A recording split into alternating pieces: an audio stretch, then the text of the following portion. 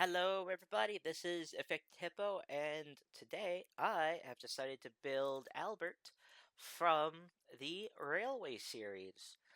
Albert's from the Furness Railway, uh,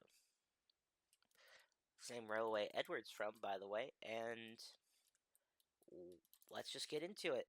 Same way you start every create train, we'll be creating a new train.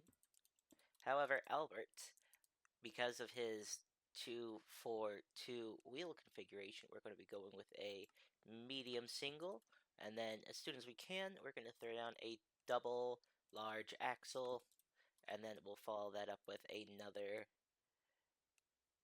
medium single.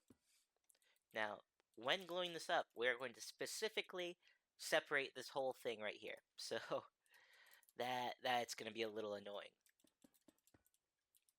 But I forgot my, not slice, I meant slope. Forgot my, what the heck are you? Sure, alright. I forgot my slopes.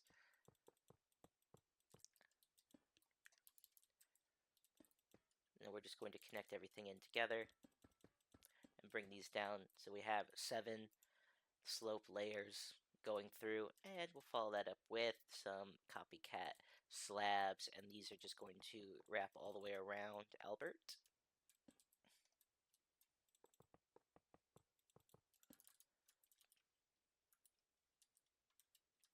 Followed up with the copycat headstock buffer, and then we'll throw a screw-link coupler on there. Make sure we have a red local metal beam going across the back, and then I just like to click that twice to make sure that they are connected all the way across. And it's important, it's not important, but it's a nice little detail to dye the buffers red themselves. It's not a huge detail, but it is a nice one to include. Now, back here, directly in front of these wheels, let's put some ladders. Now, any type of ladder will do. That's just the type that I've chosen. Now, while we're here, 1 seat, 2 bits of train controls because it's a tank engine, so you can drive it in both directions down the line. We're going to continue with the boilers. So 1 black boiler for the front. We're going to want a wrench just so we can get the smoke box door on there. And then we will continue back 1, 2, 3, 4 more blocks. And then we should be done with the boilers. Well, I lied. I can already tell you I was wrong.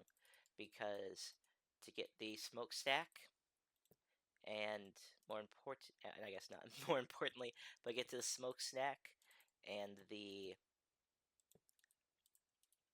whatever it's called, the dome in the middle, which we'll be using the um,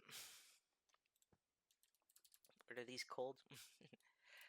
It's a red local metal smoke box. Yeah, we'll be using those, and we don't have to, but if you put the slice in there, it kind of saves you on materials. So that because otherwise these aren't considered connected because this is technically an open block right there. However, I believe we should be good on those 3 items for now. We'll take our red / local metal and we'll get the tank on the sides here. While we're at it, let's include, I believe, a copycat slab.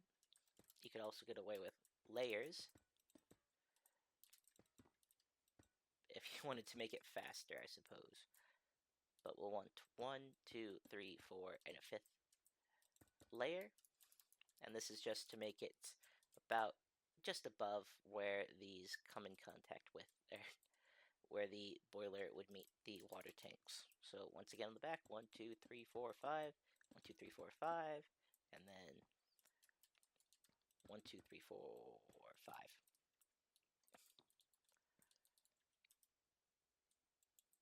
We can include the whistle in this section as well. Make sure we have a little bit of space there. And then we'll just place the whistle on this corner here. There's probably a layer in there. Yep. However, if you put the whistle in there and then just click it once more to make it a little bit taller. and then any size you want. You can make it thick, thin. I'm going to leave it regular. Let's continue with the cab. We'll be throwing the red slash local metal in the bottom. I like to put a barrel down here, and then while we're at it, we'll put a portable item interface right there. And this is really just to, so if you if you drive under like a coal hopper, if you have your world set up like I do, then this will technically fill that barrel, and then that'll help Albert run just that little bit faster. A couple more red local metals on the side. Now we'll start going up with the panels. Right here, above these full blocks, we're going to put large mangrove windows, just to make sure we have windows. In the space right here, I would actually like a copycat board. Just try and keep it as thin as possible, but also make sure that the windows are only facing forward. They don't need to be facing to the side. And then here, we are going to want our, wherever it went, half panel. And we want the half panels because they can actually be placed vertically. Now, this back section, this is going to be a huge pain. So on the bottom, I have, not panel, I have a layer. Where's my copycat layers? 1, 2, 3. 2, 3. That looks right. Put a panel, another panel. Now, I have an upside down headstock here so that when you are sitting here, you can more easily reach those controls. But this bit is going to be where it gets difficult. We're going to want some temporary blocks all around here. We're going to need our boards. And while we're at it, we're going to put our copycat boards in slot 1. And then remove those. And you have the outsides technically layered in. What you can do next, and this is counterproductive, but if you remove these two, and I guess you will also want a coal block, and then that way you can place your copycat board against that window from the underside, and that completes the texture. But now that I see this, I didn't disassemble this, and I also built it several weeks ago. Poo.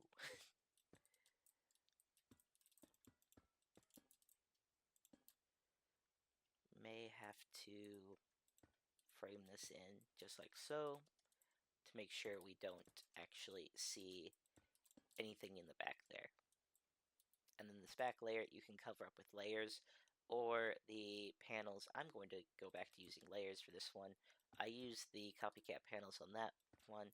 It's really not a huge difference, but with this you get a slight lip on the buffer, which just helps differentiate it that little bit more. And then from here,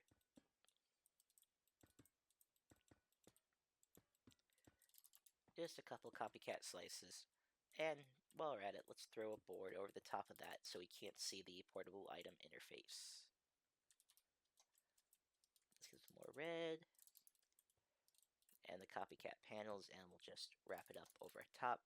And then this will be the bit where we just slap the roof on. We're going to want a layer, wherever that may be in my inventory.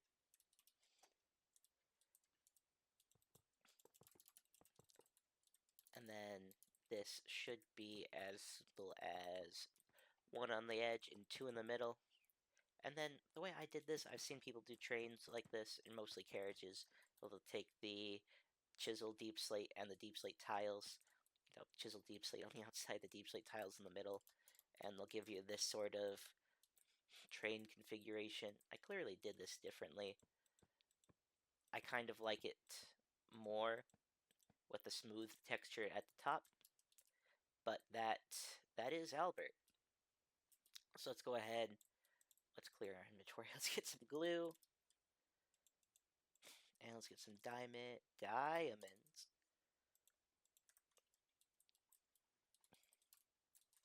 Because he has the ladder, we need to actually end the window. We have to extend it very slightly to the side.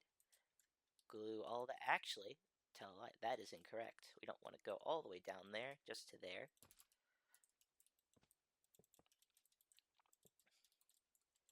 But now that this is all done, take this piece down to the buffer, take the buffers across, and then the buffer back up to here, and then you can glue the coal burner smokestack down to, it should be down to there. Nope, we'll glue it down to these controls. Now, the only 3 blocks I've missed should be, hopefully,